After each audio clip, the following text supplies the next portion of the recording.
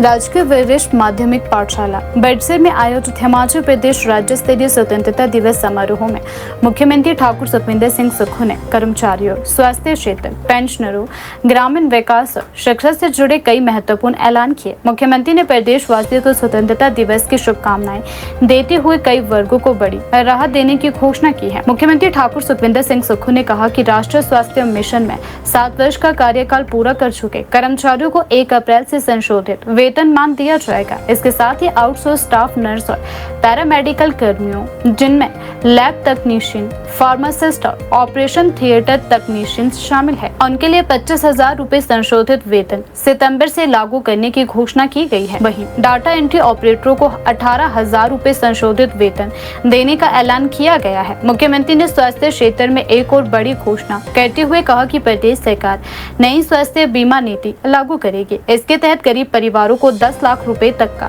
स्वास्थ्य बीमा कवर उपलब्ध करवाने की दिशा में कार्य किया जाएगा। उन्होंने कहा कि सरकार का प्रयास है कि आर्थिक रूप से कमजोर परिवारों को गंभीर बीमारी के इलाज के दौरान आर्थिक परेशानियों का सामना करना पड़ता है। सीएम सुक्खू ने पर्यावरण संरक्षण को लेकर भी महत्वपूर्ण घोषणा की। उन्होंने कहा कि आने वाले समय में 100 पंचायतों को ग्रीन पंचायत बनाया जाएगा। इसके साथ ही वन मित्रों के वेतन में बढ़ोतरी करते हुए 1200 रुपए तक की घोषणा की गई है। मुख्यमंत्री ने कहा कि प्रदेश में रोजगार के अवसर बढ़ाने के लिए विभिन्न विभागों में हजारों पद भरे जाएंगे। सरकारी स्कूलों में आवश्यक स्टाफ की उपलब्धता सुनिश्चित करने की दिशा में कदम उठाए जाएंगे। उन्होंने प्रदेश में 1975 सरकारी स्कूलों में चौकीदारों के एक पद भरने की घोषणा की है। मुख्यमंत्री ने कहा कि मल्टीटास्क वर्करों और आउटसोर्स कर्मचारियों की समस्याओं को ध्यान में रखते हुए सरकार इनके लिए एक व्यापक नीति लाने पर भी विचार कर रही है। हमीरपुर जिले को स्वतंत्रता दिवस समारोह में बड़ी सौगात मिली है। मुख्यमंत्री ने घोषणा की कि हमीरपुर में हिमाचल प्रदेश का पहला समर्पित साइंस कॉलेज स्थापित किया जाएगा। इस परियोजना की अनुमानित लागत करीब 100 करोड़ रुपए बताई गई है। कॉलेज के स्थापित होने से क्षेत्र के विद्यार्थियों को विज्ञान शिक्षा के लिए बेहतर सुविधाएं उपलब्ध होने की उम्मीद है। मुख्यमंत्री ने चतुर्थ श्रेणी कर्मचारियों के लिए भी राहत की घोषणा की है। उन्होंने कहा कि चतुर्थ श्रेणी कर्मचारियों को ऐसे माह से 20% अतिरिक्त एरियर का भुगतान किया जाएगा। वहीं पेंशनरों में 35% अतिरिक्त एरियर ऐसे महीने से जारी करने का ऐलान किया गया है। इसके अलावा जल शक्ति विभाग में 400 पद भरने की घोषणा भी की गई है। इससे पहले मुख्यमंत्री ठाकुर सुखविंदर सिंह सुक्खू ने करीब 11 बजे राष्ट्रीय ध्वज फहराया। ध्वजारोहण के बाद उन्होंने परेड का निरीक्षण किया और विभिन्न टुकड़ियों द्वारा प्रस्तुत भव्य मार्च पास्ट की सलामी ली। मार्च पास्ट में कुल 12 विभिन्न टुकड़ियों ने हिस्सा लिया। प्रदेश के अनेक वीर सपूतों ने आजाद हिंद फौज में शामिल होकर आजादी के आंदोलन में महत्वपूर्ण भूमिका निभाई। हमारे प्रदेश के लोगों ने देश की एकता और अखंडता को बनाए रखने के लिए हमेशा सर्वोच्च बलिदान दिया है। कम आबादी के बावजूद हमारे प्रदेश के जवान भारी संख्या में सैन्य बलों में अपनी सेवाएं दे रहे हैं। यह हम सभी के लिए गर्व की बात है कि हिमाचल के वीरों को 4 परमवीर चक्र से सम्मानित किया गया।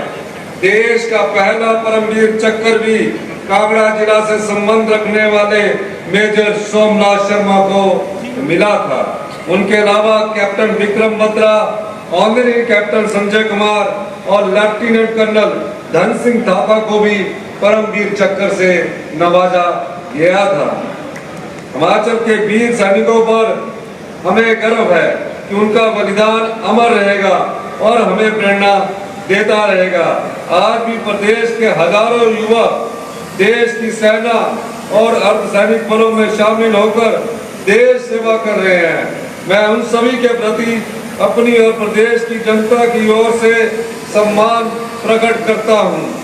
हिमाचल प्रदेश की वर्तमान कांग्रेस सरकार ने अपने सेवा में 3 वर्ष और 8 महीने का कार्यकाल पूरा कर लिया है। इस अवधि में हमारी सरकार ने प्रदेश के सभी वर्गों तथा सभी क्षेत्रों का अभूतपूर्व विकास किया है। सत्ता संभालते ही हमने व्यवस्था परिवर्तन का नारा दिया था।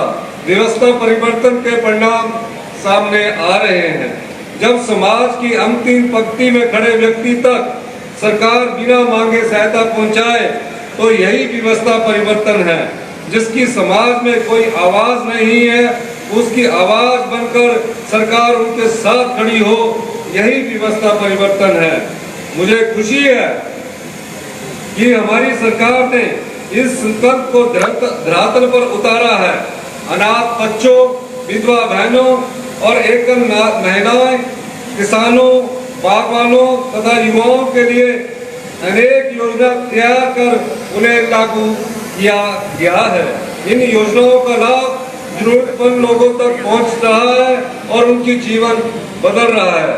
हमारी सरकार ने वर्ष 2032 तक हिमाचल प्रदेश को सबसे अमीर राज्य बनाने का लक्ष्य रखा है। आर्थिक संकट की चुनौती को पार करते हुए हम आत्मनिर्भरता की ओर बढ़ रहे हैं। पिछले 3 साल 8 महीने और 4 दिन में एक भी दिन ऐसा नहीं है जब मेरे मन में हिमाचल के हित सबसे ऊपर नहीं रहे हों। 10 साल से लटके किसाऊ डैम के निर्माण को लेकर हमारा फैसला स्पष्ट था कि हमारे प्रदेश से बहकर जाते हुए पानी का लाभ उत्तर प्रदेश, हरियाणा, राजस्थान और दिल्ली को अवश्य मिले, और उससे बिजली पैदा करने के लिए बनने वाले प्रोजेक्ट का खर्चा हिमाचल क्यों उठाए। पिछली सरकार ने 1000 करोड़ रुपए का खर्चा उठाने की जो बात मानी थी वह हमें मंजूर नहीं थी।